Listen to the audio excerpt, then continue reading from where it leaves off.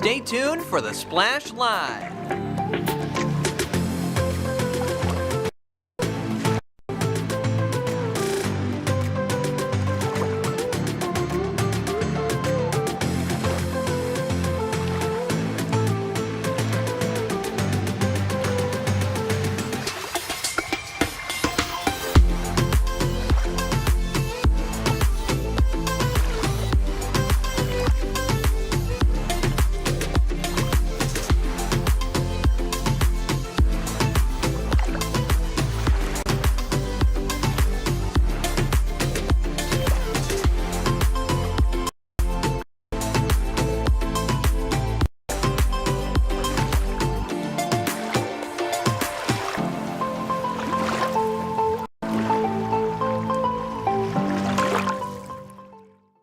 It's time for the Splash Live from Civic Center TV, featuring stories from and about people like you in the greater West Bloomfield area.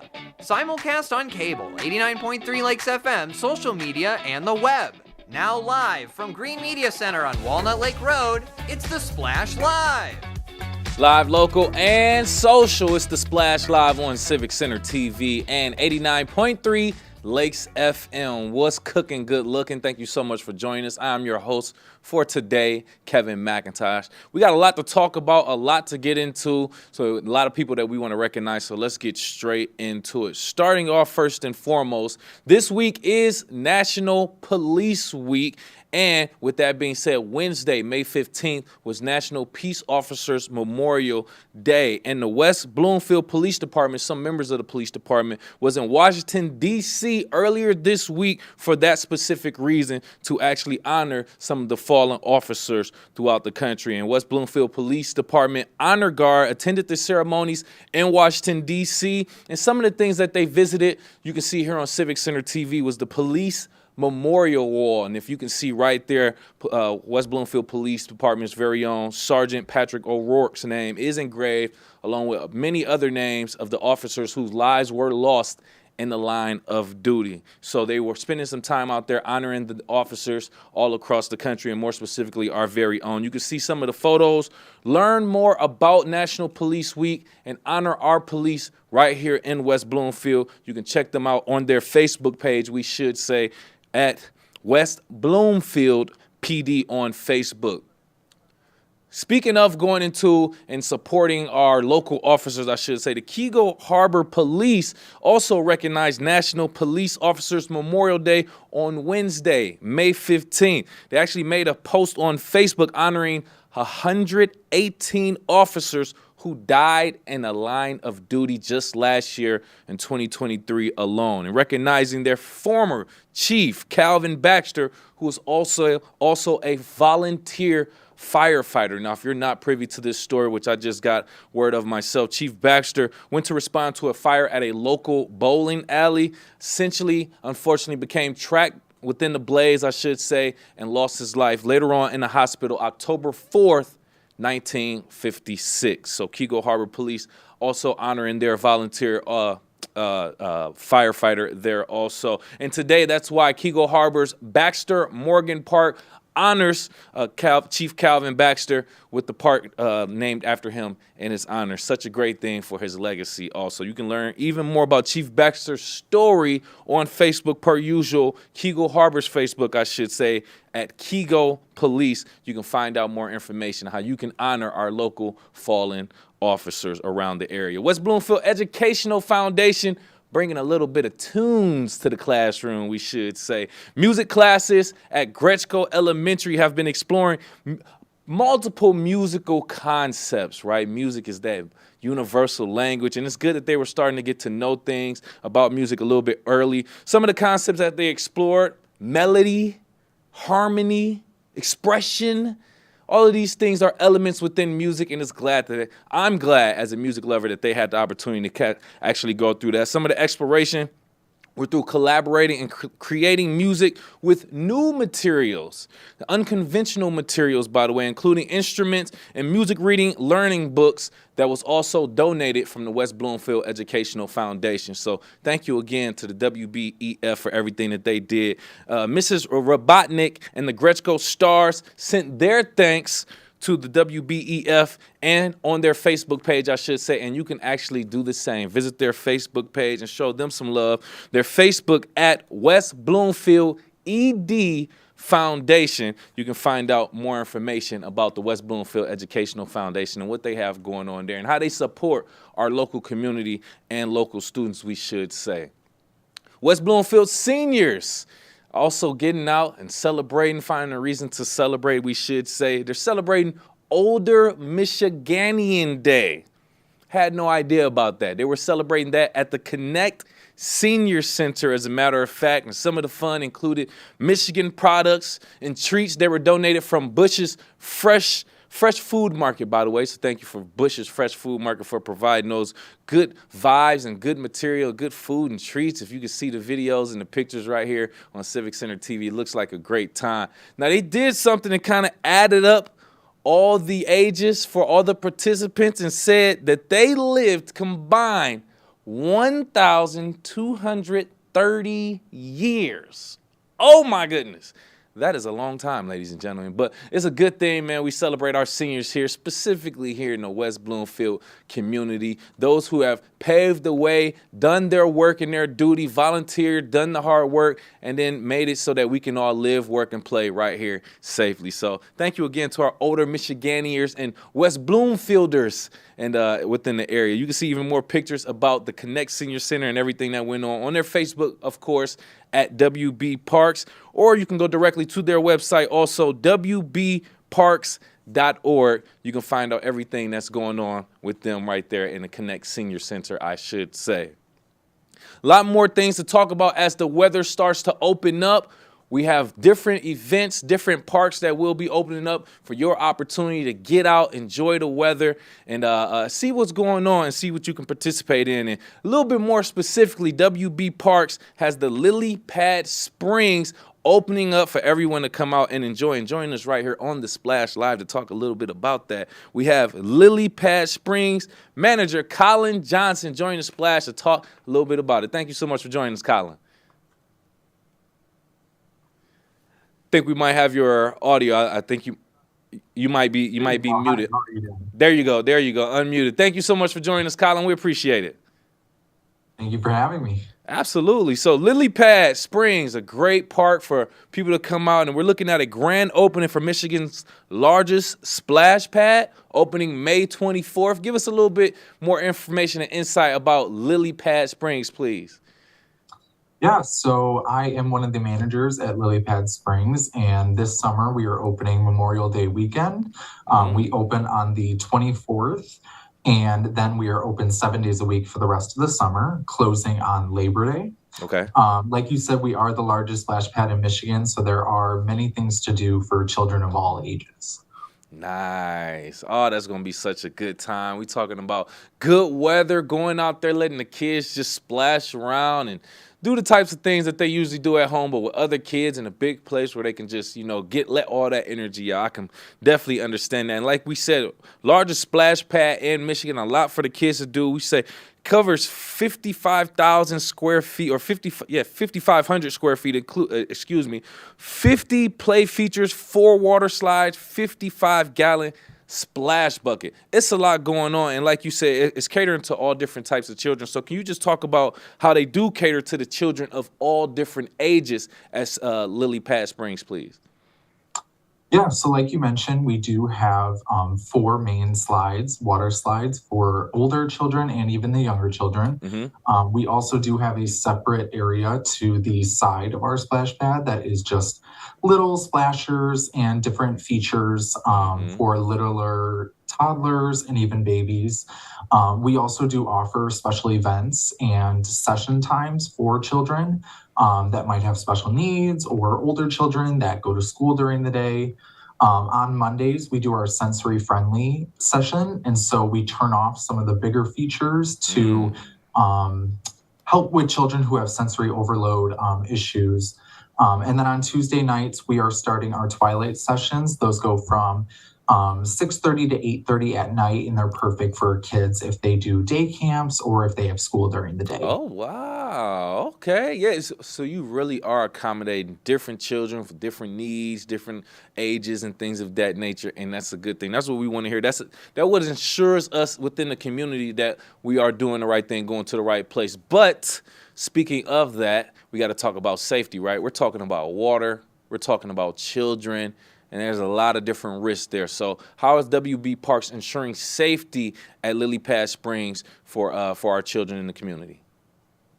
Yeah, so there are a lot of procedures and policies in place to make sure that our guests, not only the children, but the parents, the grandparents, the adults, anybody that comes to our facility, we do have staff trainings. We make sure that all of our staff is briefed on really any possible outcome that could happen at the splash pad. And we make sure that we go over scenarios and we have our emergency action plan in place where all the staff knows what to do in case of an emergency. Okay, good. Once again, reassuring. Thank you so much for putting that out there and making sure that we are taking the proper steps to make sure everyone have a great, safe time also. Colin, this is something that we got to cover. It's something that seems obvious, but we can talk about a lot of things and then forget this, right? Is there a fee to enter Lily Pad Springs? Is it just free? Does it require registration? What are we talking about for us to enjoy this venue?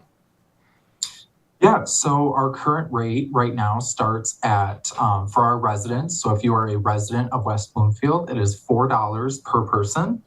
And if you are a non-resident, then it is $7 per person. Okay.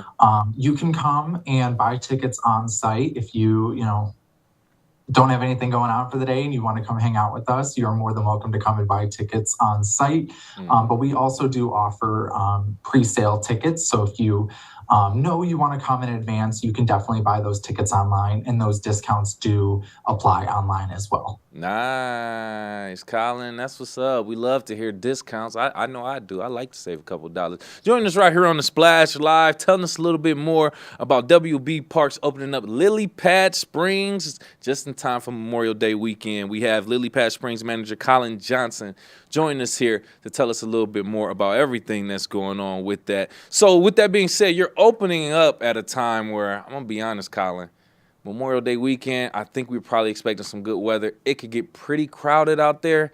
What are we gonna do in case of it gets overcrowded or crowded? How are we handling and managing the crowds at Lily Pad Springs in those cases? Yeah, so we try to break up our day into sessions. And so they are 2-hour blocks. That is what you pay for. And so hopefully with the 3 or 4 different sessions that we offer during the day, people come and they spread out. However, we do have a capacity of 200 people. And we do make sure to put out signs at the front and, by the ticket booth to let customers know that we are sold out and that we are at capacity. And we also do have our weather hotline. That phone number is on our website. And if you call that, it will say if we're open or not. Okay. And that's a good point right there too, right? So with that being said, I will obviously assume, and I hate to assume, but I will obviously assume in case of thunder and lightning, obviously we are closed. But in case of light rain, are we still open? Are we still operating? And what conditions other than the storm will we possibly shut down, I should say? Or is it just rain or shine where they're minus the thunderstorms? So we do have a couple different procedures in place for weather. And so if there is thunder or lightning, we do have to shut down for a minimum of 30 minutes every time we hear that thunder. However, we do offer rain passes. And so if your session does get cut short within that first hour, we do hand out little passes that you can come and join us again for free for that day. If it's light rain, that's kind of a play it by ear situation. If it's going to blow over, we make sure we watch the weather, and we want to make sure that safety is our number one priority. We don't want to put anybody at risk. And so that's kind of a play it by ear situation. Of course. We also do, with the rain passes, in order to get one of those, you do need a wristband for that. Okay. Okay. Great information. Thank you for letting us know. I would imagine even if you are open during rain, probably there may be some people out there, but I imagine most people just want to go out there when it's clear, nice and sunny. But make sure you do contact that hotline if you are curious to whether or not they are open during whatever the case of weather. Random question, Colin, which I tend to do often here on The Splash. Now, let's say someone who likes me who has a child inside of me. There's a kid inside of me who wants to enjoy stuff like this maybe. Is there a time that an adult can enjoy things like this at Lily Pad Springs? Is there another park I can go to? Or is it just out of luck for adults like me trying to enjoy water parks like this? No. We welcome everybody. And so everybody of all ages. We do have our later sessions. And so we do tend to see a lot of older kids and adults come to that 6:30 to 8:30 session just because it's after work, it's after school. But we also do see a lot of adults within our morning session at 11 a.m. I thought that was going to be a weird question, but you made me feel so comfortable, Colin. Man, thank you. I thought that was going to be a definite no, but you helped straighten that. Okay, so that seems like a good time. Go out there with some adults. Listen, I got other ideas, man. We'll talk about that later, Colin, but that seems like a great time. Another thing real quick, if I'm not mistaken, you all do private rentals, group day camps, or things of that nature. Just talk about some of those private events or how that operate, how that works, or any group events or things that you all do at that specific location. Talk about how that works. Yeah, so we do host groups, field trips, and private party rentals. And so we do have a tented area with some picnic tables under it. And you have the option to either do a private party rental. So that takes place Friday through Sunday from 6:30 to 8:30, and you rent out the entire facility. And so the whole thing is yours and to your party. But something new we are trying this year is semi-private party rentals. So those are for West Bloomfield residents only. That party rental will be during a session time. Okay. So it is mixed with the public, but it is still a nice way to have a party, use those tables, eat, and enjoy your time with your friends and family. Ooh, yeah, shutting down the park for me and my peoples right here, celebrating good time. That's good that you all have that option. Yeah, and there is an application on our website. So if you are interested, just go to wbparks.org/lilypadsprings, and you can find that application on there.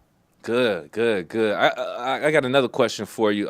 Any feedback that you all have gotten back from the community over the years or just over time in regards to Lily Pad Springs that you have considered, you've actually put into effect, or anything of that nature? And how do you plan to address any concerns or suggestions also?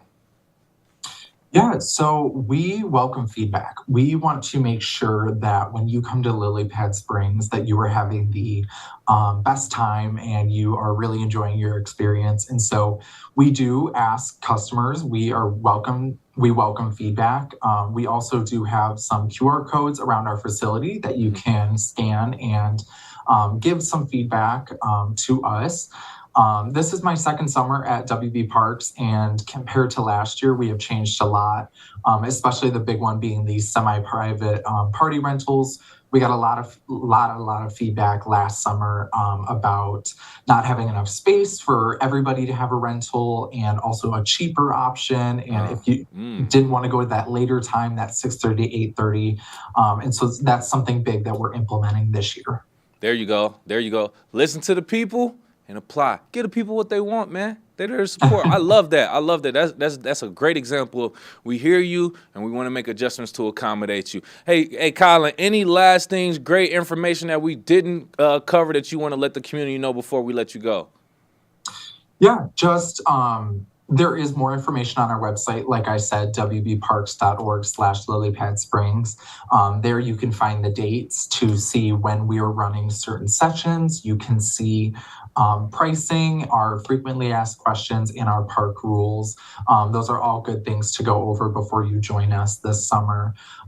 We are open 7 days a week. We are running 3 to 4 sessions a day, so we would love for you guys to come and share your summer with us. I'm gonna have to find a reason to come out there too, man. Maybe even bring the Splash staff. Wouldn't that make sense? The Splash comes out there to Lily Pass.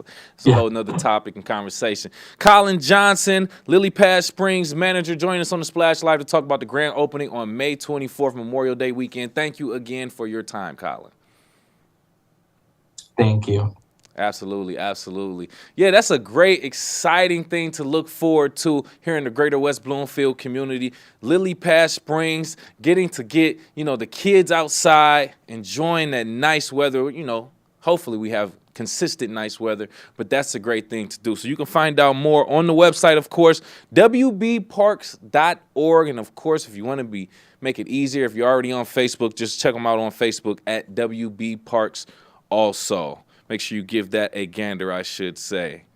We have more information, more things to keep you updated with here on the Splash Live. As a matter of fact, we want to recognize our local police and recognize our military and veterans, I should say. But not only who seek help from our friends, family, and community, but in Sylvan Lake have created a community for each other. For our veterans, I should say, and local police officers and things of that nature. Here with more information is the newest member of the Splash Live, Peyton Skyver.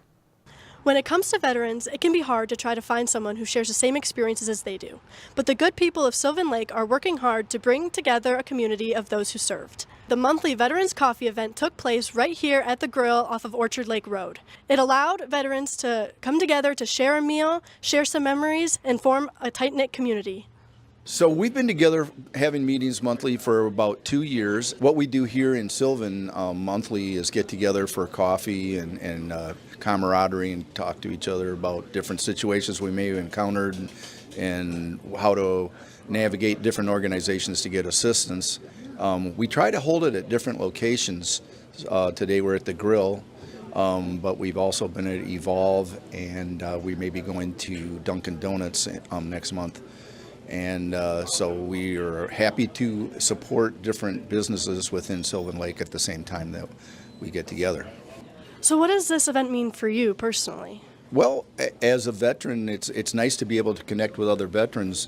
I have a lot of friends here in different things that I do, but it's nice to reconnect with my own military past through and sharing that with veterans who have their own stories. In the military, we talk about covering each other's backs, and that's true, whichever branch it might be. So it's good coming here and hearing some stories. We all have our own story to tell. It's completely different, where you served, what you did. And the nice thing about it, you get to meet your neighbors. Sylvan Lake and Kego Harbor is small communities. And you see the same people often, the same faces. But when you get together like this, you think, wow, this guy was in the military. So it's a bond.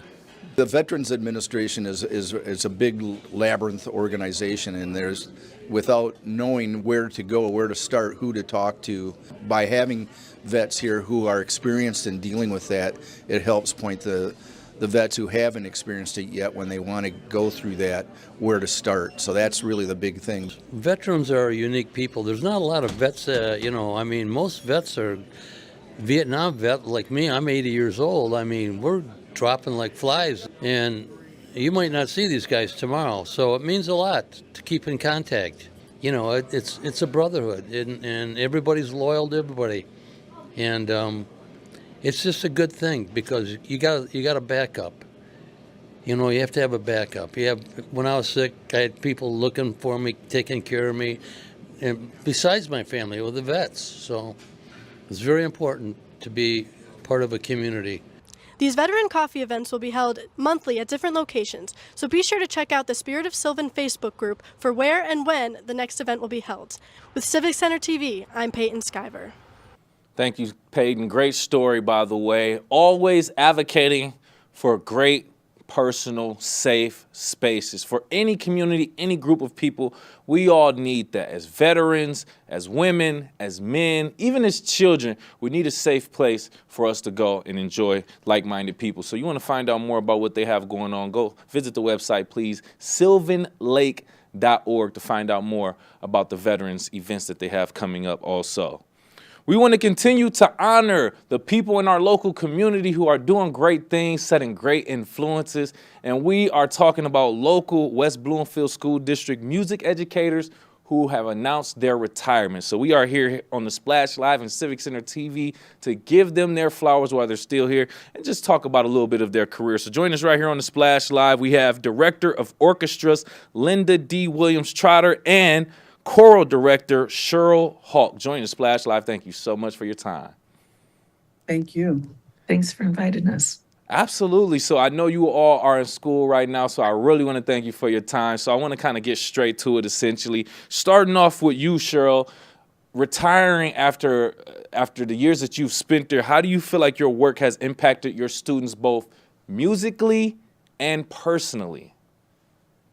Well, I think that my message has always been sharing music, because it really is essential for life to be good. And so I think I've impacted them for a long time with giving them that gift, not just about now when they're in school, but going out into the community and sharing that music with everyone, especially in our community, West Bloomfield.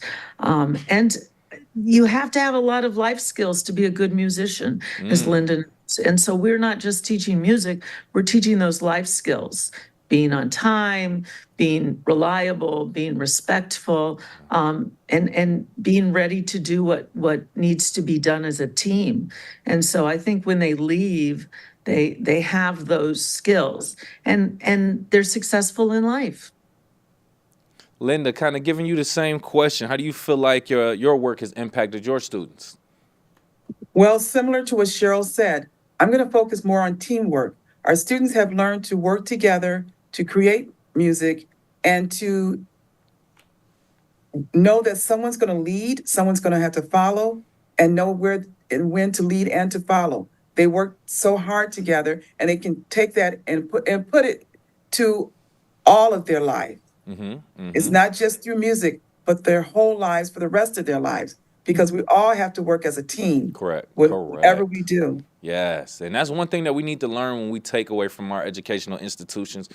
Essentially, we got to learn to work together. I mean, yeah, we're all going to do our thing, but when you leave here into the real world, we have to work with different personalities, different people that you may or may not want to get along with. So just come together for that common goal and make it happen. I can completely understand that. Continuing with you, Linda, what strategies would you say you use to help grow your program over your tenure?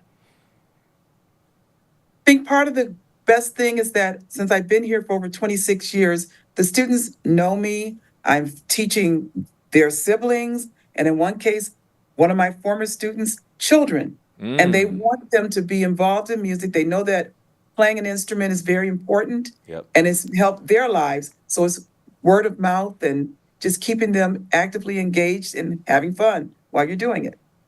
Absolutely, absolutely. I imagine with the time that you spent, 26 years, yes, you've taught some people. Yes, you've probably taught their kids and things of that nature. And people probably come back to you, tell you how much they love you, and they come with a whole family now. So I imagine how rewarding that feeling is also, Linda. So Cheryl, with you, I want you to discuss some of the fundraising initiatives that you led and how they have been beneficial for your choral program. So we don't do cookie dough or do any of those kinds of things. We try to incorporate an activity that kids get a lot out of and plan themselves in order to have fundraising. One is that we always sing at the Pistons, the national anthem, and so they sell tickets and we get proceeds from those tickets when they sell. We also have a gala, which is like a party, and the students are the entertainment, and the parents put on these beautiful food tables. And so we have that fundraiser as well. Those are where children are invested. They're planning it, they're executing it, they're using their musical talents to do that, and then fundraising for the program. And so that's the way we've done it traditionally the last 18 years. See, I don't think a lot of people really understand programs like this are just anything for the most part involves money. It has to be funded. So I think it's great that you actually have the students doing things actively to get the funding and then benefit from the funding with the trips and the different things that they go to and do through your leadership. So yeah, great information. Join us again right here on the Splash Live. We have musical educators who are retiring from the West Bloomfield School District, Director of Orchestras Linda D. Williams Trotter, and Choral Director Cheryl Hall. Join us on the Splash Live. Continuing with you, Cheryl, if you don't mind, what are some of the biggest challenges you would say that you face throughout your career? Well, fundraising you just talked about is always a challenge for us because we have so many activities for our students that do cost money. Although the school district is very supportive of us, we also do so many extra things that we need that fundraising. I think some of the other challenges is, while I've been here, COVID was our hugest challenge. Teaching on a video, Linda and I know that is not how you teach teamwork or music is on Zoom. And then we came back with masks and 6 foot differences. Those students are actually graduating as seniors this month. That's correct. And so that's been a huge challenge. And it's always a challenge when, Linda and I have been together for 18 years and we're team, but we've had, staff overturn and administrative overturn. And so just adjusting to those new expectations have been a little bit of a challenge over 26 years for Linda and 18 for me. Yeah. Oh, wow. Very, very interesting. But, nonetheless, the challenges help make your program better. You get through the challenges. A little bit of adversity kind of brings out character, nonetheless, I will Absolutely. say. So, yeah, great that you had those problems, but you got through them overall. So, with you, Linda, real quick, I'm just interested and curious in this. How have any awards or recognitions that you've received throughout your career kind of shape, mold, or influence your career and or your teaching methods, if they have at all? Well, I've been honored to receive several major awards from Michigan Schools Band and Orchestra Association's Teacher of the Year and from the Michigan American Strings Teachers Association's Teachers of the Year. And utilizing those awards, it's helped to open doors for me to be able to share my expertise, not only with my students, but other students throughout the state of Michigan, and to also bring more recognitions to what my students are doing, which is making beautiful music every day, working very, very hard. Yeah. It's been an honor to receive those awards, but I think just teaching my students have been one of the best honors. And I would like to put in a plug in regards to what Sherry was talking about in regards to fundraising. Orchestras are constantly needing different supplies. Yes, we get funds from the district, but not enough. For instance, this weekend, I have students going to Chicago for a music competition. Following weekend, students are going to Cedar Point for a music competition. And luckily, we have an orchestra boosters, the West Bloomfield Orchestra Boosters, who've been raising a lot of funds for us. And we even have a fundraiser next week at Jersey Mike's. So Okay. first couple of days next week. And it just helps to make sure that we can do the things that we need to do for our students and not be worried about how can we get the funds for it. Absolutely. Great point and great perspective. And that's why I brought it up too, because like I said, I know these types of things need funding. I know schools aren't able to provide the adequate funding for all programs, so that sometimes we are needing help from the community through fundraisers like you both just mentioned. Before I let you both go, real quick, starting with you, Linda, if you don't mind, as you retire, what essentially do you want your message, your legacy to be within the West Bloomfield School District? Music is a lifelong journey. It's something you can do all of your life. Take it and share it with others. So important that you share the gift that you've been given. Absolutely. And Cheryl, you too? Oh, I think it's well said that what Linda said, but I really want my community to know that music is essential and to have it in your life. There's a song we just said that, but music is the light. And I believe that, and I hope I've shared that, and I hope it continues to be the light for the West Bloomfield Music Department. There we go. There we go. Well said. Perfect place to land the plane. Thank you both so much again for your time. Director of Orchestras, Linda D. Williams-Trotter, and Choral Director, Cheryl Houck, join us. Thank you so much again for your time, and congratulations on your retirement. Thanks. Thank you so much. Thank you. Absolutely. I can't wait till I get to the point to where I can retire from doing what I love. Oh, it's so good to talk to people that are retiring. Thank you again, and congratulations to our educators who are actually doing different things and setting examples great for the community. We appreciate you again for joining us also. Since May is Mental Health Awareness Month, we want to continue to keep you educated on that type of thing, but we will have more information regarding that a little bit later. Right now, I want you to kind of put your head in the space of education, students, reading. The summer's approaching, school's going to be out. What are your kids going to do? And this is why our West Bloomfield Township Public Library has programs like the Summer Reading Program. Join us right here on the Splash Live to talk about the summer reading program. We have the marketing and communication specialist, Victoria Edwards, joining us on the Splash Live to talk about this great program we have for the kids. Thank you for joining us, Victoria. Hi, thanks for having me. You know, I always appreciate your time for being here, Victoria, first and foremost. I bother you a lot, so I appreciate that. But we are here to give information regarding the summer reading program because essentially it's encouraging students to read during these summer months, keep their brains engaged so that it's not idle. Can you just talk a little bit more about maybe the main goals of the West Bloomfield Township Public Library summer reading program? Yeah, the summer reading program is for everyone, actually. So it's for all families, all individuals. Adults can participate on their own if they'd like as well. I enjoy doing that. And it's to help make sure that it started off as a way to help make sure that students are still learning and engaging over the summer and not losing those reading skills, comprehension skills that they've built up over the school year. Mm-hmm. And it's become a real tradition. A lot of libraries put on summer reading programs, and they're enjoyed by people of all ages. Nice. So how does this work exactly? Let's put some context behind it. It's a summer reading program.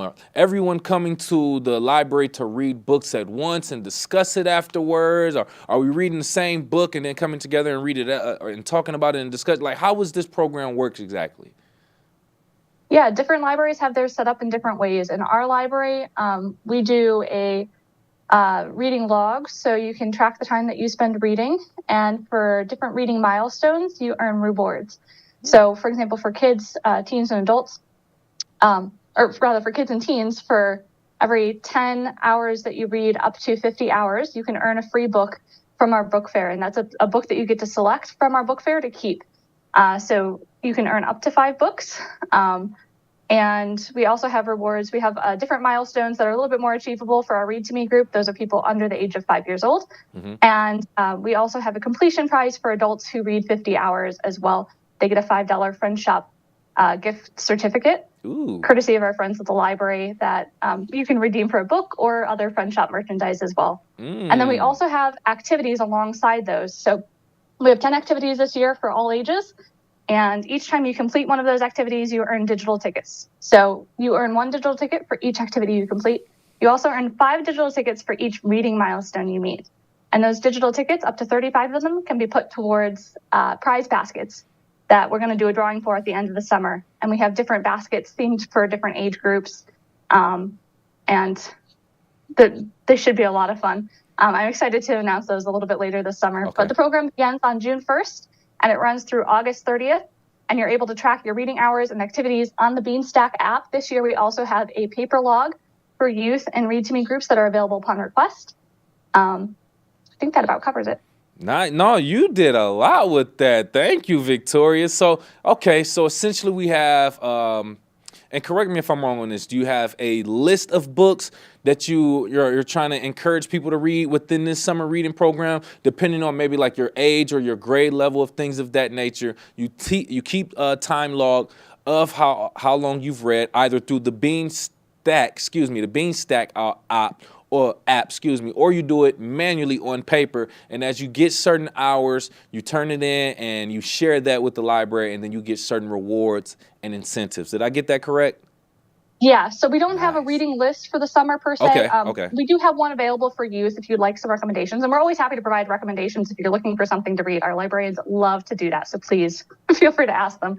But we don't have required reading. Part of the joy of summer reading is that you get to pick whatever books you want to read. Reading for pleasure is really important for all ages to make sure that you're still engaging in those skills. And then I forgot to mention too, we do have a registration prize as well, because sometimes just enrolling in a program can be the most difficult hurdle. Good point. So if you register for the program, I'll show off here, you get this tote bag. It says Adventure Begins at Your Library. This is our theme this year. And these rewards were sponsored by our friends at the library. And then we have a couple opportunities this summer to tie-dye these tote bags as well, if you'd like to. Oh, wow. Look at that. Oh, that's nice. Look at our local library helping us out, doing great things for the community. Join us right here on the Splash Live Marketing and Communications Specialist, Victoria Edwards, with the West Bloomfield Township Public Library. Talking about the summer reading program, by the way. You can read, she just told us, you can read your own favorite books that you have at home, log those hours, and end up getting some great special prizes and incentives. Now, I would only imagine, since we're not going to necessarily have library staff come to your home to make sure you're reading these books and things like that. We're going straight off of the honor system also, correct? So just in the past, just talk about how some of these programs have went, some of the feedback that you've gotten from people who've participated in some of these events also. Yeah, last year we gave away 1,200 books to kids in the community. Whoa. And so that in itself is a win. The rewards are also beneficial for families in our community. And we received testimonials from a lot of participants last year. We always do a survey at the end of the summer to ask for feedback and suggestions on how we can do things better in the future. And last year we also had some members reach out to us and tell us, that their kids performed really well in the fall on their reading scores, that they actually improved over the summer rather than lose those skills. So that was a joy to hear as well. Yep. Talk about it. Exactly. I like that. Just keep their head in some books, man, especially during the summer, like we said. Yeah, of course, you want to get them out, play, be social, get them dirty, do the physical things. But every now and then, maybe an hour, read to them or have them read. So I'll have to find some great books that I can enjoy. I got a bunch of comics right now, Victoria. I could probably read through one comic in about 15 minutes. I have to read a lot of comics to probably get some tickets at this point, I would imagine. But regardless, great information. Before I let you out of here, any other important information regarding the summer reading program you want to let the community know before we let you go? Yeah, just real quick, we have a kickoff celebrating summer reading. We actually have 2 kickoffs happening this year. So we have one just for youth primarily.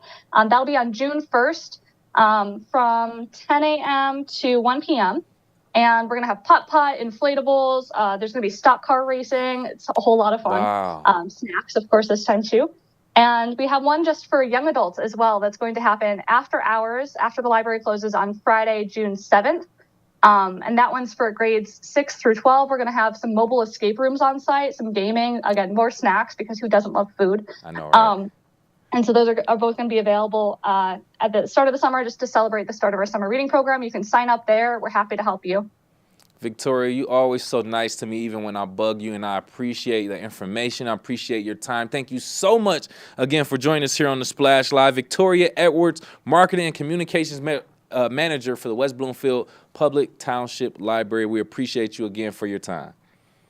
Thank you. Thanks for having me. Absolutely, Victoria. Great friend. We love to talk to her. A lot of information that she just gave out. The library is doing a lot of things. It's not just books going on there. They have events and activities. Please go enjoy. Find out more on their Facebook, West Bloom LIB on Facebook, and you can just check them out directly on their website if you want to. Also, WBLIB.org also for more information.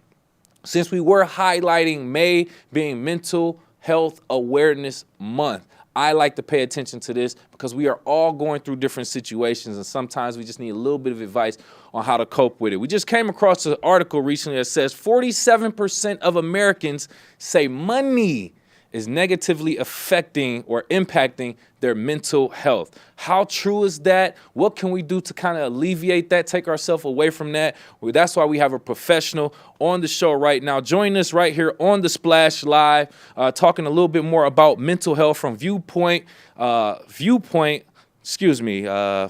from Viewpoint Professional Mental Health Establishment, I should say. Dr. Melanie Short on the Splash Live. Thank you so much for your time. Thank you for joining us. I think we have you muted briefly. Can't hear you. Not on my end. No. There we go. Sorry, it was my end. I'm sorry. A little bit of hiccup, but thank you again, Dr. Schwartz. We appreciate your time. Thank you for joining us. So what we have here is a very mixed type of thing, right? So we're talking about mental health awareness on one end, and we're talking about one of the things that affects mental health also. So first and foremost, how do you see financial stress affecting mental health? Well, okay, so financial stress is stress. Stress comes in many forms, whatever the stressor may be, but there are obviously a large number of people in this country who have financial stress. In terms of how it affects them in symptoms is often anxiety, and that can look like difficulty sleeping, difficulty eating, irritability, having physical symptoms. They might have an excessive amount of stomach aches or headaches or other type of symptoms. They might start having panic attacks or just anxiety attacks in general. So many things lead to the symptoms of anxiety that are caused by stress. So stress is what causes anxiety, and financial stress is a major one for this country. Absolutely, especially during a time where we're talking about inflation, high prices for everything. It's a lot of money just to purchase a home, the housing market. We're talking about a lot of different moving factors that could affect our mental health. Coping mechanisms, though, what are some things that you kind of advise for clients to kind of deal and cope with their mental health, regardless of what it roots from? Well, talking about it. A lot of people like to keep it in, and that's the worst thing you can do. That's what's going to cause the symptoms. So talking about it is key, whether you're talking with your support system, with a therapist. There are financial therapists out there who do help, with the mental health aspect and the financial aspect. Okay. That's a newer kind of specialty that's out there, but it stems from, people in the finance world who have an interest in mental health. And so those people do exist. But really using your support system is key, because there's always a solution to the problem. Sometimes you're too close to the problem, though, so you can't see the solution. Perfect. I always say this. You can't read the label inside the bottle. Sometimes you do need that outside perspective. And it's hard sometimes. Let me tell you, we all go through things, but sometimes you say, hey, you have friends and family that say, you can reach out to me, talk to me about anything, and they're there. But sometimes it's even hard to just get there, to even accept it, or even reach out, because you're like, I don't want to put my problems on anybody else's. Everybody's doing things, but sometimes you'd be surprised. Some things people have been through that you've been through, and they've literally been through it. So they can kind of give you a little bit of perspective. Not necessarily solution, but perspective. Right. So I completely understand. Exactly. How would you say, if it does make a difference whatsoever, the difference in genders or sex when it comes to either the different types of mental health or mental health issues that affect your clients, or how they deal with mental health? Is there any difference when it comes to men and women with those issues? I know that in the article that I read, there was. However, I don't personally see that. I see it as, my clients who do have financial stress, they tend to deal with it in the same way. It's still the same stressors, whether it's depression or anxiety. Now, what is causing the stressor might be different for the genders, and that may be why they deal with it differently. But the actual stress component of it, and then having the anxiety or even depression does happen as well.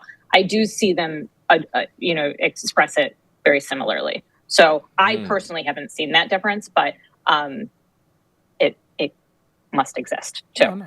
I just haven't seen it. It's just stress is stress, and how people deal with their stress, and it comes out in a variety of ways, most of which I have named. But I think it may be more of the root of the stressor versus the actual how they deal with it. Okay.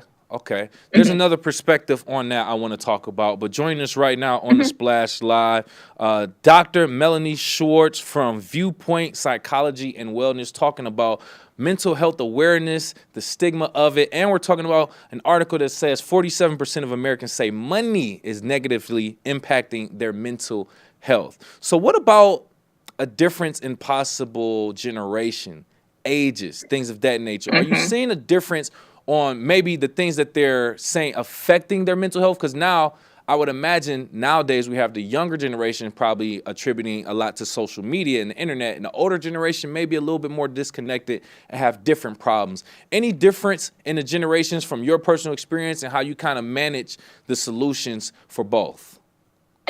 I think it is there's absolutely a difference between the generations based on, what's going on in the time that you were born. For, let's say Gen Xers, I'm a Gen Xer. What happens is this is kind of one of the first times that we're the sandwich generation so significantly because people are living longer. So now people have the responsibility of their parents and the younger generation, their kids. So they do have more of a financial stress. And they're in their, prime money-making years and starting to really look at retirement. And they're like, oh, wait, I may have to adjust that and work longer than I thought I would because now I got to take care of my parents. So there is more stress on them. And, how they view things and what they thought, their future and their retirement was going to look like and what it actually turns out to be. And then moving down the line of, the millennials and then the Gen Z, you're seeing kids going to college and having a lot of debt from student loans, so on and so forth, because college is way more expensive now than it ever has been. And then coming out of college, getting these jobs where they're not making a whole lot of money and they're moving back home because they can't afford to live on their own. So then you have their parents who are probably in that Gen X age having to take care of their kids even longer as well because they can't even afford, to take care of themselves, even though they have jobs and they went to college and so on and so forth. So each and every, generation has their different hurdles with it, but it's definitely significantly more so now than it has been. Dr. Schwartz, you just hit the nail on the head. When you're talking to me right now in my generation, because that is it. Encouraged to go to college and hey, go to college, finish. This is something that we didn't do or we wanted you to do. You go and you amount all of this debt, and then you already explained it. Trust me. It's like you were in my head. Trust me, I understand. So there's different levels to it, right? Generational differences probably are one of the major gaps between what people are stressing over, whatever the case may be. But other than that, there's still different ways. I mean, there's still multiple ways that we can cope with it. And like Dr. Schwartz just said, there may be some things that we can all do to kind of cope with it at once. So just to kind of start things off a little bit, kind of going backwards in a way, how do we identify, let's say, you're living with someone, you have a friend or whatever the case may be, or even yourself. How can you identify whether someone may be dealing with some mental health issues? What are ways you can identify within yourself or even within another individual? It's probably easier to see in yourself a lot of the time because you're going to start to feel differently. You're going to start to realize, oh, wait, why am I so tired all the time? Or why am I getting so many headaches? Or, why can't I fall asleep at night? Because I'm sitting here thinking about my financial situation and my future and so on and so forth. And so you're going to ask yourself these questions, and it comes down to being mindful. Okay. And being mindful means really focusing on how you're feeling physically and emotionally and in the present moment and being able to identify that. It's not so easy to do that. Okay. No. But it's important to be able to do. And, also in someone else, what you can look for is changes in, their typical routines or their behavior if they're isolating more in their room, or again, they're saying, oh, I'm so tired all the time, or they're complaining more about health issues, or because, stress leads to health issues. So if you're noticing them talking differently or just being more negative or more irritable, that's probably a good sign that something's going on with them as well. I 100% agree. And like I said, once again, you hit the nail on the head. And I feel like a lot of us deal with that nowadays, being tired a lot more. Yes. Just feel a lot more headache. I feel like our diet may have a lot to do with that also. Yes. That's absolutely. a whole nother subject though. But I appreciate you so much, Dr. Short. Yeah, we can go down a rabbit hole with this. Trust me. I'm gonna start asking personal questions. But we appreciate your time. Hopefully we can get you on another time in the future. But before I go, any other additional information, key information from you as a professional that you want to give out to the West Bloomfield community regarding mental health and Mental Health Awareness Month? Just really reach out, really look into talking to people and being open. We live in this generation that's really, in this world that's really hard to live in. And just knowing that you are not alone, it's important to talk to other people. And again, whether it's your community, your support, a therapist, calling the crisis lines, whatever that might be, reach out. You do not have to handle whatever you're going through alone. Correct. You never, ever have to do that. Absolutely. Thank you for reassuring that. Thank you for your information. And once again, thank you for your time. Dr. Melanie Schwartz of Viewpoint Psychology and Wellness, telling us a little bit more about how we can deal with our mental health and Mental Health Awareness Month. Thank you again. Thank you. Absolutely. Absolutely. A lot of information, key information that we could all use. Or if your life is perfect, maybe you can tell somebody else and help them also. So you can find out more about Dr. Schwartz and her establishment, Viewpoint Psychology and Wellness, viewpointpw.com, or of course they are on Facebook. That's Viewpoint PW on Facebook as well. Go ahead and give that a look also. Keeping things forward, positive, productive within the community. If you are looking for a career change, or if you're just looking to start a career in general, just getting out here, it's a good place that you can start. The West Bloomfield Police Department. They are actually hiring currently right now, specifically for police service age. Police service age, starting off $22 an hour. I think that's a pretty good way to start off with, and that's just starting off. They have plenty of other benefits. It is part-time. Just to let you know, a minimum of 32 hours a week. You will be doing some basic front desk things, answering the phone, gun registration, police reports, things of that nature, but you're right there in the center of the action. So if you want to find out more information, you can apply now through Friday, May 17th, West Bloomfield Township. Just go to wbtownship.org/jobs. You want to find out more how you can get involved with the West Bloomfield Police Department also. Speaking of West Bloomfield Parks, encouraging you to live green and support our local native plant life. Now, we did talk about local native plants earlier in the week, and we're going to continue to do that. It's part of their monthly Green Dream initiative. They actually posted on their Facebook page. To give a little bit more context, they said, quote, native plants are imperative to our ecosystem as they support native pollinators, filter stormwater, and decrease pollution. And they also help create habitats and a whole bunch more. So you can find out more about these native plants, the different things that they do and how you can take advantage of and the benefits that they do have. Check out their Facebook page at WB Parks to find out more about that. And they also have their native plant sale, by the way. I don't want to forget that. That's also going on right now. WBparks.org with pickup on Saturday at Marsh Bank Park. So if you are looking to expand your yard with some more native plants to help do the natural things that they do in our ecosystem, that's a great place to go. WBparks.org, or you can go visit them on their Facebook at WB Parks also. Speaking of native plants, a great place for you to pick up some more native plants, the Oakland County Farmers Market. Giving you an opportunity to pick up some native plants. Their spring flower days. It continues Sunday, May 19th, in Waterford, pretty much during like the early times, 8 a.m., 2 p.m., early morning / midday, I should say. Stop in and shop for some great native plants that they have going on. Some native annuals, perennials sold by some millennials. And more, of course. But you can find different products, locally sourced products from local vendors also, and it's a great time for you to get outside and support local businesses also. So that's the Spring Flower Days, Oakland County Farmers Market, May 19th, continues May 19th, and that's in Waterford, 8 a.m. to 2 p.m. Also, find out more, oaklandcountyparks.com, and of course, they are on Facebook at OC Parks also. We have so much more to tell you about, keep you informed of, and that's what we are glad to do here on the Splash Live. Before, I do want to say thank you on behalf of our entire staff, Tyler Keith, Jake Shav.